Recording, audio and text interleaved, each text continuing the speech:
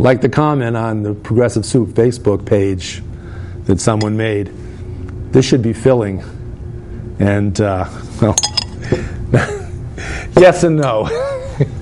Stimulating, mentally stimulating, perhaps, but not filling. I'm David Stevenson, Emily Volpentesta, my co-host, and we have Michael Zacchea back for a second episode this week to talk about the situation in Iraq and what can we do, what can our country do, what can the Iraqis do to retake their country. But first, you had some questions about Michael's background with some things. Yes, I wanted to continue our conversation from last time, and we talked about using our troops. Do you think it's possible that we can win wars outsourcing our troops to native armies? Oh, can the Iraqis? Yeah. Can the Iraqis do it? Do we have what's our history of that?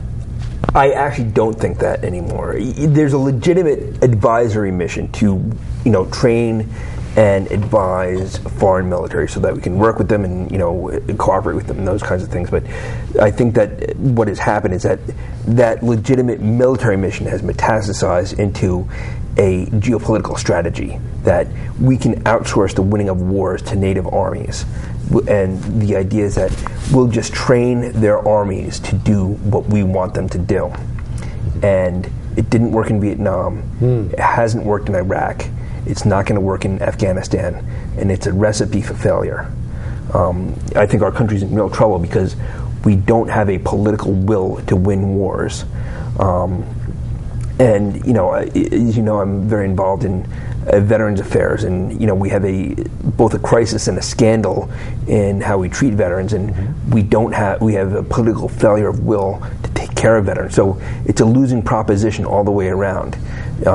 We don't have the political will to win wars, and we don't have the political will to take care of veterans from the wars that we put them into. So, there's no real rationale anymore.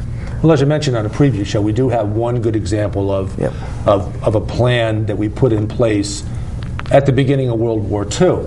Yes, the GI Bill. The GI Bill, correct? That set up a plan for returning veterans at any stage when we actually were to hopefully win World War II, which we did. And that's the one good example, the one shining example of America taking care of its veterans. You could mention, if you want, some other examples of where and there are a lot of them, where we haven't. Well, right now, and I've been very involved in the VA scandal and crisis that has been in the news. I've been in both the national and international media about this, about the waiting list for medical care, about veterans dying while waiting for medical care. Our VA has been significantly underfunded, undermanned, understaffed, and in March of this past year, the Veterans Omnibus Bill was spiked. It was filibustered to death by Republicans in the Senate. Now, after the crisis that emerged in April and May, Senator Sanders and Senator McCain came up with a watered-down version that they're calling the Sanders-McCain bill, and that passed the House or the Senate. Once again, three Republican senators voted against it. Bob Corker from Tennessee, Jeff Sessions from Alabama, and Ron Johnson from Wisconsin. And Jeff Sessions said, "We want to take care of our veterans, but not at this price." That's a quote. Now, that bill went to the House Veterans Affairs Committee, and it was over the weekend. It looked like it was going to die in committee before the Congress went on recess on August 1st. Now, late last night, they just announced a deal on the bill, and they had a press conference today, so this is breaking news, that they come up with a reconciliation between the House and Senate bill, so it's going to get passed before they go on recess. But there is a real profound political resistance to funding the VA to take care of veterans, both medically and in terms of education and reintegration. And I'll tell you why I believe what has happened is that the richest people in our country have been effectively inoculated from the true cost of the war. They don't serve, basically. Right. Not just that, but by the tremendous tax cuts from the Bush administration in 2001 and 2003. So what's going on now is, we spent $3 trillion on the war in Iraq, and it's going to cost $1 trillion a decade for the next 5 decades to take care of the 2.5 million veterans from these wars. And basically, the richest people in the country are saying, we don't want to pay this bill. It's similar. You know how simple it is? Do you remember the game Chew and Screw from when you were in college? You go to a diner when you're drunk and you say, okay, we're going to eat and then we're going to sneak out. That's basically what they're doing. I didn't drink, but yeah, okay. If I did, I don't remember it. But the game you played. I've heard. I know about it. Okay. We've heard about it one place or another. Yeah. But basically, they're trying to stick the American public, the middle class and lower class, with the bill for the wars. They don't want to pay for it. No, it's just, and also there was some scandal about all medical records for the veterans being in paper, and that they had to wait in line, and they weren't being taken care of, and they weren't being put in computers. Right. And So what was happening? And I mean, obviously, we're in the 21st century, but up until 2008. Every disability claim that was made was a paper-based claim. So the VA had just ridiculous, like millions of, well, not millions, but hundreds of thousands of these claims that were pending, and you couldn't find them. The filing system was ridiculous. There are pictures on the internet of buildings where the floors abode because of the weight of the claim, the physical weight of the paper claims. And at this point, obviously we're in the computer age, and everything should be computerized. So that was one of the big initiatives by President Obama and Secretary Shinseki when he became the Secretary of the VA, was to convert all claims to e-claims. Digitize all of them, yeah. But now there's sort of another crisis that we're in the middle of right now this month, is all these initial e-claims, hundreds of thousands have not been finished or not been moved through the system, and they're about to expire at the end of this month. So either they would need to be refiled, or they'll never get done. So that kind of it's another out of the frying pan and into the fire sort of deal with veterans. Something I've always wondered about. I know we have veterans hospitals throughout the country, but would it make more sense? Because veterans, I understand that their disabilities and their injuries are somewhat different than the kind of injuries that people will otherwise get in their day-to-day living. Post-traumatic stress injuries. Yeah, but would it make? But when people, there's psychological injuries that people, But would it make more sense for veterans to be able to go to their closest hospital rather than going to a veterans hospital, which might be 100 miles away or more? The answer is both yes and no. And, so we're here in Connecticut, and, the two closest VAs are in Newington and West Haven, or if you want to go to New York, you can go to Hudson Valley. But, basically an hour away. But we're talking about, like, out west, where you might have to travel for a day for a 1-hour appointment, and then travel for another day. So it's a 3-day evolution just for a 1-hour appointment. So there's definitely a case to be made for, and there is a mechanism where you can get permission to go to a local provider, and the VA will pay for you to go to a local provider. Okay. Depending, and there are strings attached to it, so it depends on what the condition is. It depends on, if the provider has to meet requirements from the VA. But there are some arguments against that as well. Okay. Primarily about consistency of care, about continuity of care, coordinating public and private, or private health care with the VA system, et cetera. There are surveys that exist that show that veterans are more satisfied with the care that they get in the VA system than civilians are satisfied with private health care. So a comfort level, probably. Yes. So there are pros and cons to that. But there may be, we may not have the luxury of. We may just have to make a choice and say, okay, we'll just accept the cons in order to clear up the waiting list. But one thing I don't want to do is voucherize VA healthcare, because I think that would be, I fear that would be the death knell for VA healthcare. So to put a cap on lifetime expenses, right. The same way that some people that are against the Affordable Care Act would rather have a voucher system. Correct. Where you have a presumed amount that you're going to spend in your lifetime, and if you go beyond that, too bad. Right, and that eventually shifts the burden and responsibility for healthcare to the veteran over time. Mm-hmm. And there are a couple of hidden mines in the future for our veterans. One of which, and I think that this is a big one, is going to be the burn pits.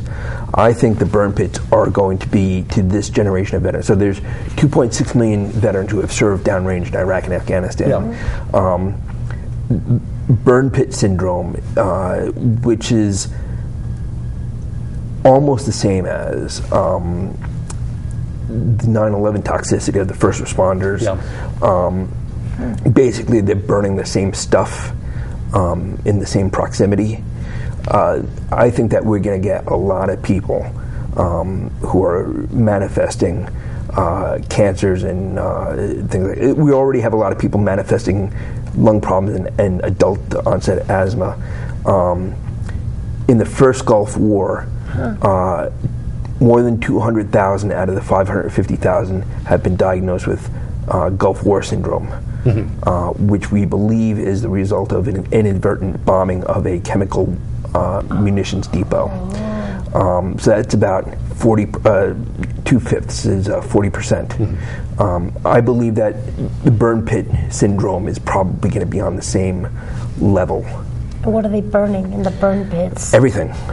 They burn absolutely everything. They burn toxic waste. They burn ammunition. They burn and this is one of the scandals about the whole Iraq War, is that basically it's KBR through a series of subsidiaries got this contract to burn waste, and they had these closed or encapsulated burners or incinerators, but they didn't use them. They just had an open pit, and they burned everything, and all this toxic stuff went into the air, and they burned on base. So every single person on the base got exposed, for long periods of time to this toxic particulate in the air. Well, I hope it doesn't become like Agent Orange was after Vietnam, where a certain president that served from, I believe, 1981 to 1989 basically told the veterans that, sorry, no evidence of Agent Orange, sorry, no. This is going to be the fight. And denied it. This is going to be the fight. My prediction here, and we can talk about it in 5 years, but I believe that this is going to be the fight from, say, 2020 to 2030. By the way, that was Ronald Reagan. But, we all make mistakes. Nobody's perfect. Yeah. Well, how about your experience, with post-traumatic stress disorder? Right now you're working with veterans. So I was a real mess when I got back from Iraq. And when was that? I got back in March of 2005, both as a result of my wounds, traumatic brain injury. I'd been exposed to a number of blasts. I'd had a number of concussions in combat. I had experienced horrific incidents in combat. So I both had PTSD, but also undiagnosed traumatic brain injury. It took several years for them to finally diagnose the traumatic brain injury and get an appropriate neurological care and rehabilitation. But this also is a very gigantic problem for the veterans community. About 25% of veterans are coming back with post-traumatic stress. About 20% are coming back with a TBI. And it's significant because surveys show that 55% of veterans with a disability rating are not in the workforce, not unemployed, but just not in the workforce at all, not looking for employment. Right. Just still in a kind of in a shell, trying to recover from what they went through. Right, and completely, isolated and unintegrated, just sort of, on their own. So similar to Vietnam. Yeah, right. So going forward, this is a real problem as well. I'm very open about both my experiences and my diagnoses and my rehabilitation, and very committed to being part of what I call being part of the solution for veterans, particularly here in Connecticut. Thank you. What specifically do you do to assist other veterans in their recoveries? I started a program here in Connecticut at the University of Connecticut called the Entrepreneur Boot Camp for Veterans, and we help veterans start businesses. Right. And then, so that was 4 years ago. That was in 2010. And you can look that up you can Google that and look that up. There's a great series of articles about the project through the University of Connecticut. But continue. Right. And we have an infomercial on YouTube as well, so you can look us up on YouTube. But recently, I started something called the Connecticut Veterans Chamber of Commerce. There are more than 42,000 veteran-owned businesses in Connecticut that produce 8% of the state's product. That's a sizable portion. Yeah, it's about $20 billion worth. Mm-hmm. They've never been organized.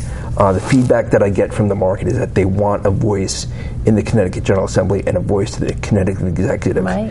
And we think that this is the right time to be organizing. We're the 6th in the country, and every other one has been started since 2009. Mm-hmm. Right now, we just started accepting dues-paying members. Our first annual luncheon is going to be in September. But the reception that we've gotten here in Connecticut has been extremely supportive and positive. Mm-hmm. And we really think that this is the best way to help promote veteran-owned businesses, and at the same time help with veteran reintegration. We know that veteran-owned businesses hire veterans at a rate several times greater than civilians, and we know that small businesses create 70% of the jobs in this country. So we think that's the sweet spot for fixing a lot of these dysfunctions in the veteran community. We're developing an agenda, but I have sort of an end state or a vision by 2020. I call it Vision 2020, where we'll end veteran housing insecurity in Connecticut, we'll end veteran food insecurity in Connecticut, and we'll have 100% veteran employment in Connecticut by 2020. And hopefully that'll spread throughout the country. Yes, right. We believe that Connecticut can be a model for the rest of the country. And you also mentioned something about in Bethel, we just opened this marijuana dispensary. Yes. And you were part of speaking, being a proponent of that bill. There's significant evidence that medicinal marijuana can help people who are living with PTSD and traumatic brain injury. One of the things about the VA is that veterans are extremely over-medicated. They're prescribed up to a dozen pills a day to treat symptoms. Wow. And there's significant evidence that the use of medicinal marijuana can help significantly reduce the number of medication, the number of pills that veterans are taking. I know veterans who use medicinal marijuana who are completely off pharmaceuticals. Interesting. Completely. So, and people have a lot of misconceptions about medical marijuana. It's not necessarily that you're toking a joint or blazing up. You can take it through a number of vectors. You can take medical marijuana through a tea bag. You can take it through a pill. You can take it through a cookie or candy or different vectors. And you don't get high from it. There's some products you may get high, but other products you don't get high. Mm-hmm. So there's a lot of ignorance surrounding how medical marijuana works for people who are suffering with these illnesses. It's even used with cancer patients too. Yeah. So it's used in many different ways. But so right now for the future. Right now you're focusing on helping others through finding them work and integrating. Was it hard for you acclimating when you came back? Yes, it was a real mess. Right. It was touch and go for a while. There's absolutely no guarantee that I would be able to be in a position that I am now. And really, 2005, I would not have been able to have this conversation. I have almost no memory at all the first year I was back. I basically have amnesia for the first year. It's just, I don't remember anything. It was a real struggle for me. There's still times when it's a struggle, but it's certainly getting better, and I'm remain very committed to helping what I call is helping other people whose lives have been shattered by the war. So it's not just veterans, but it's their families, it's their friends, it's it's a whole community that has been terribly affected by the war. Now, segueing back to the present situation in Iraq, we talked a little bit about that in last night's show. We know that there's a band of ISIS, what's known as ISIS, the Syrian Iraqi. They want to create a caliphate, which is a union of the two countries, much to the dislike of the Kurds, amongst others. But and there were about 10,000 of them in Syria, and about 1,000 of them, this core group of 1,000, have come down through Iraq and pretty much kicked butt on the Iraqi army. What can they do? The Iraqi army do? What can we do to assist them to keep hold of their country? The whole thing is really metastasizing. It's becoming a real mess. The Iraqi and Syrian wars are sort of bleeding together. Iran has offered military assistance to the Iraqi army, which is very awkward for us. We have 300 advisors that we sent to Iraq to, stiffen up Iraqi army training and operational. Now, Iraq is predominantly, well, my Shia and my Sunni confused. Iran is predominantly one, and Iraq is predominantly the other. Iran is predominantly Shia. Iraq is predominantly Shia. Iraq for years was ruled by a Sunni minority, right? And that ruthlessly oppressed both the Kurdish minority and the Shia majority. So there's about 20% are Kurdish, 20% are Sunni, 60% are Shia. So what's happened now is the Kurds, seeing the way things were going, seized the main oil-producing refinery town of Kirkuk in the north. So they have Kirkuk, and they have an overland way to get oil to a port. So they're happy. They have everything they need to have a homeland. So they may, in fact, end up being their own separate country. Yes, and in 2006, that's what I testified to. I said, we should reinforce success where we've had it, which is in Kurdistan, which is a pro-Western, democratic-style, parliamentary-style government already. And, just station a U.S. military reaction force on the ground in what we call Kurdistan to respond to contingencies like ISIS. Nobody listened to me, but that's what I said.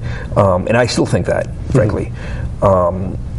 There's a way of looking at what's going on now as a proxy war between Saudi Arabia and Iran. And the Sunnis believe that the Sunni-Shia split came from the death of Muhammad, whether leadership of Islam would pass to family members of Muhammad, which is what the House of Saud and the King of Saudi Arabia claims, or to theological, technocrats, which is what the Iranians claim, what the Ayatollahs are, these theocrats who interpret Muhammad's words. So that's the real fight over who's going to own Islam. Well, there's certainly a lot of different interpretations of the Bible too that that are very conflicting. So it's not surprising that within the religion of Islam there'd be the same thing. And honestly, likewise, Judaism. Honestly, I don't think we can win a fight between over who is going to own Islam, the descendants of Muhammad or the theocrats who interpret Muhammad's words. I mean, I don't think we have any, the only real interest we have is oil in that region. Right. we should not be part of this religious war at all. So we are there because of the oil. Oh, I believe that. Right. Yeah. I've always believed That was that. one of the, and also to keep U.S. Armament manufacturers happy and busy, like they've been in so many other wars, including Vietnam and a bunch of others. The testing grounds, and as you mentioned, this proxy war, like Vietnam was sort of a proxy war between the United States and China, both trying to one up the other one and gain control. And funny thing was, Vietnam, I don't know how close they are to China. I don't think they're really that close to China. So really, they're a very independent nation after all the dust settled. Yes, and actually Vietnam is now an ally, even though it's nominally still communist. But we do stuff with China. Our military does stuff with not China, with Vietnam. Our military does stuff with the Vietnamese military. So yeah, absolutely. But we I don't see any upside at all in getting involved, and nothing good can come of supporting one side. And I honestly don't think we should be supporting Saudi Arabia. They're a theocratic, autocratic, Wahhabi, fundamentalist Muslim that they don't. And people will constantly remind us that it was 14 of the 19 hijackers came from Saudi Arabia. Some of them, it seems, were pilots in the Saudi Air Force, and so there's not a lot of reason to truth is, trust the Saudis. They consider Saudi Arabia to be sacred ground. Iraqis. Well, all Muslims. Yeah, because it's where Mecca right, is. and they don't want us. We're infidels, and they don't want us on the ground. And we don't really, we can visit, but there's no real reason for us to, have a presence, a permanent presence on the ground there. And with that, we're going to have to break it off. We leave it to you, the audience, to do a little investigating on your own, a little fact finding of your own, and get back to us and tell us what you find out and what you find to be reasonable to you. It's Progressive Soup. We air Wednesday 9:30 p.m. and Thursday you can either say 12:30 p.m. or noon 30, whichever one makes, whichever one's easier to remember. And thank our guest, and Lieutenant thank you, Michael Colonel Zacchea, Lieutenant Colonel retired from the Marine Corps, Michael Zacchea. Thanks for being on our show. My pleasure. Thank you. And giving us a lot of insight into this thorny situation. Yeah, that's right. Yeah, thank you. Thanks. Thank you. Good night.